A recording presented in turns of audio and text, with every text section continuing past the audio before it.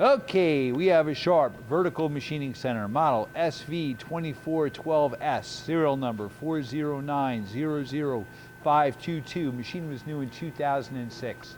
We're going to run her for you. Machine has a FANUC model OI-MATE C control. He's running the X-axis, which has 24-inch X, 12-inch of Y. 12-inch of Y and 18-inch of Z. All the axes are quiet.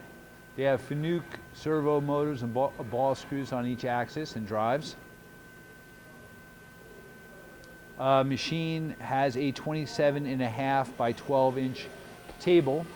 He's running the spindle right now, which is Cat 40. He's running at 2,500 RPM. It goes up to 10,000 RPM. 5,000. 7,500. Again, this machine's original paint, very crisp.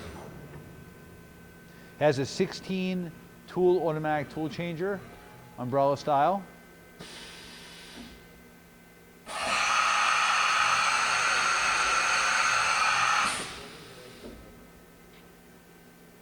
Okay. We have some extra tools with it, and the machine, the control has a pulse generator pendant. Hey, thank you for watching our video.